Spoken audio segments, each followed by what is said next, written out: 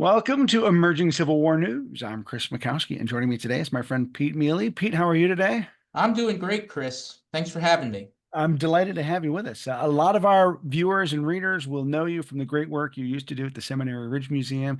You now have a new position as Senior Project Leader for the Susquehanna National Heritage Area. And you've got some really cool projects going on that you wanted to talk about today. What do you guys have cooking? In December of 2023, we purchased the farm that you see behind me in my background. It's an 87-acre farm just outside Wrightsville, Pennsylvania. If you're familiar, we're right on the river, which you can also see in my background. And the property was slated to be destroyed for warehouse development starting in about 2017. Local developer Kinsley Properties was going to demolish the house and the barn and build warehouses on the property. And it started as a grassroots effort to save the property. It's a stop on the Underground Railroad, which I'll talk about in a little bit, but also site of the 1863 fight here in Wrightsville, which resulted in the burning of the bridge. But anyway, the locals got involved, started this grassroots effort, protesting on the street outside the farm with signs, and eventually a group called Preservation Pennsylvania got involved, a statewide preservation organization, and they contacted the Susquehanna National Heritage Area, which it has been around since 2003 and has done a lot of work in Wrightsville and Columbia. We're a York-Lancaster County organization that promotes cultural heritage and economic development. And we got involved and eventually were able to purchase the property. It's a much longer story, but we don't need to necessarily get into that. But we're able to purchase the property for $5.25 million. And the idea is to transform the site into a visitor center for the Lancaster and York heritage area. And And that's like yeah, where you're at is an ideal sort of gateway for people who are coming from Gettysburg, traveling east. You guys are in the perfect spot for that. totally. And the way that I describe it to people, and I'm sure everybody watching this will get this, that when we became a national heritage area in 2019, basically Congress said it's like York and Lancaster counties are a national park, but it's a park where people are living, working, recreating. And so when you go to a national park, where do you start your visit? The visitor center. Right. So basically, we are going to be the National Park Visitor Center for York and Lancaster counties. Wow. Wow. That's And a really neat vision. That's a really yeah, neat vision. Yeah. and it's going to be a long vision. We're in year one of what is probably going to be, well, and if you go back to 2017 when this all started, we're really in year 8, but we're in sort of year one of what's going to be a 10-year process. We just completed our master plan, which lays out a roadmap for what is going to happen to this property over the next 10 years. And going to be that visitor center, a river art museum. We're working with a local artist and curator who's amassed 400 years of Susquehanna River art. Wow. Which is really cool. And that collection is going to come to the site to interpret how artists viewed the river and commodified the river over a period of the earliest piece that he has in his collection goes back to 1627, when Captain John Smith was exploring the region. And then we're going to have this Underground Railroad Learning Center.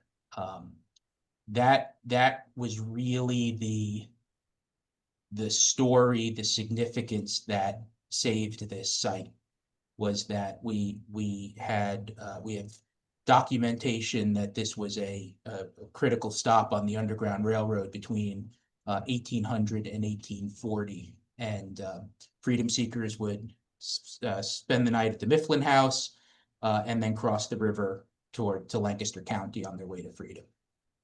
And of course, it's important to remember that Wrightsville's not that far north of Maryland. So, Hmm. right on that pipeline heading north from the Mason-Dixon line northward.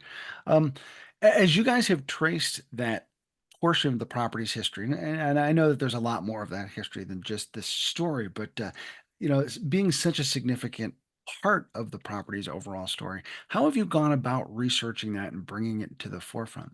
Yeah, it's been a lot of archival research. One of our well, she's our interpretive specialist, Barb Brundage, who's spent her career working for the national park and worked at sites like Fort Sumter and McLeod Plantation down in South Carolina. She has done a lot of the archival research, and it's a matter of really sort of it's a lot of tracing back, because after a while you find that the sources keep telling the same story, and so you have to figure out, you start to go in circles after a while, but you can kind of trace it back. Okay, where did this story get started? So we've been doing a lot of that in archives in York and Lancaster County, and we've established an Underground Railroad work group, which consists of Black leaders from both York and Lancaster counties to help us to tell this story.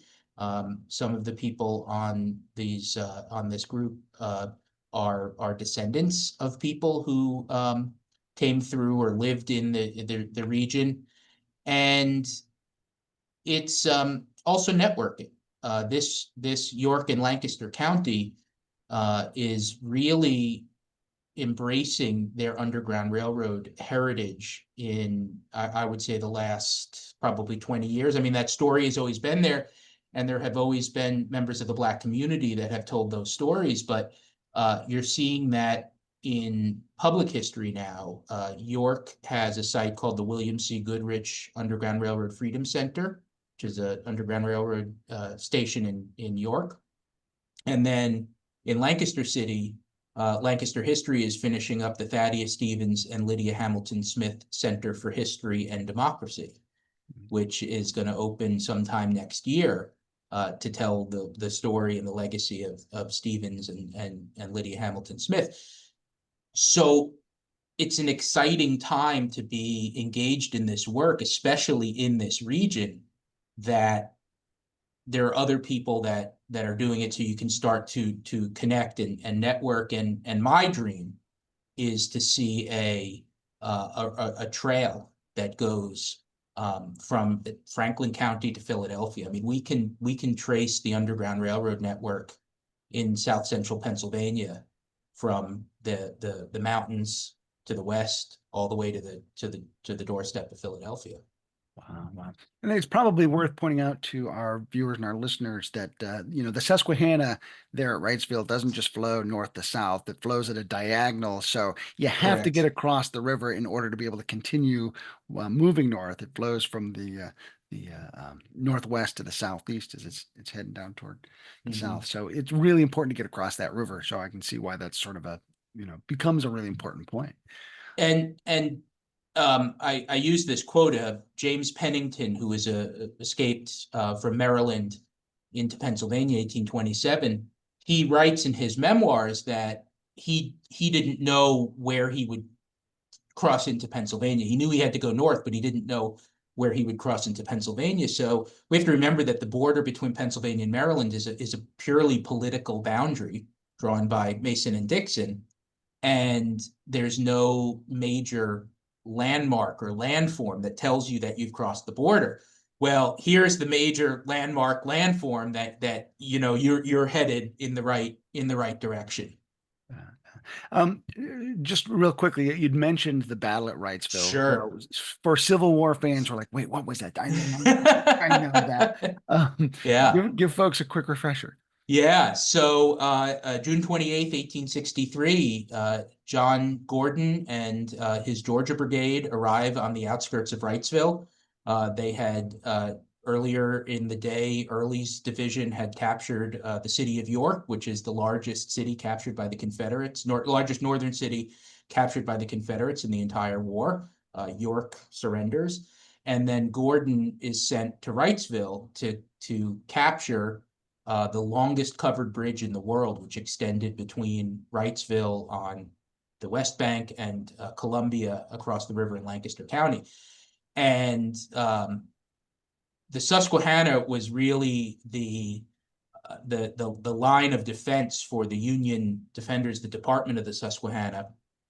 And for days leading up to the Confederate appearance here, the militia had been digging trenches around the town, defending this bridge. And some of the entrenchments we believe are on our property. Were on our property, on the fields right behind me. So we're actually going to be doing some archaeological investigation to try to determine that if it's possible. Anyway, the Confederates appear on the western edge of town and deploy and begin firing. They have 4 artillery pieces, and eventually the Union defenders are forced to retreat across the bridge.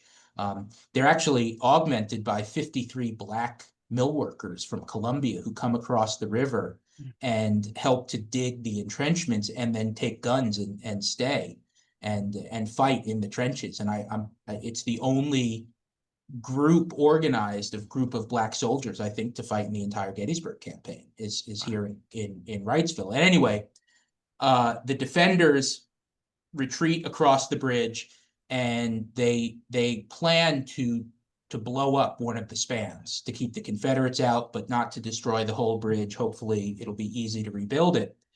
And the bridge is so well constructed that they can't blow it up. So they roll a bunch of coal oil and kerosene onto the bridge and set it on fire. And the flames could be seen for 50 miles, and but it keeps the Confederates out of Lancaster County. The Confederates are recalled back towards the west, and these are the guys that fight on down the Harrisburg Road on July 1st, who've marched like 110 miles in 5 days or something like that. But as Scott Mingus is quick to remind us that John Gordon is the only Confederate general to have watered his horse in the Susquehanna River. So you've got lots of great history as part of this property, as part of the work you guys are doing. If folks want to find out more, or if they want to explore this or get involved, how would you recommend they do that? Yeah. So one of the great achievements of the last month is that we now have the site open for tours on Saturdays between 10 a.m. and 4 p.m. You can come, you can see the inside of the house, you can walk the grounds. So we'd love for you to come and visit us here in Wrightsville, 202 Cool Springs Road. And then also you can head to our website, www.susqnha.org, and there's a page on there about the Susquehanna Discovery Center, which is what we're eventually going to call this. And then coming up in June, July, August, and September, we're going to have on the 3rd Thursday of the month, we're going to have a historian coming and talking about some topic related to the history of the site. So we're actually having a videocast, Hometown History, which is Jamie Norpel and Dami Miller do a lot of work in York County. They're coming in June. And then our good friend Cody H., who we know and love. That was the low-hanging fruit, is getting Cody. I mean, not that he's just easy to get, and he knows a lot about York County. So he's doing a talk on in July on connections between Wrightsville and the Battle of Gettysburg. So those are free donations, appreciated, and you can say that you're getting in on the ground floor, because this is going to be a 10-year, $50 million project. Wow. Well, they're lucky to have you as senior project leader leading the way. Thank you very much. So Pete, thanks so much for being with us today. I'll make sure thanks for taking the time. Yeah. And good luck with the events this summer. Thank you. So I'm Chris Bukowski for Emerging Civil War. Thanks for being with us. We'll see you online and on the battlefield.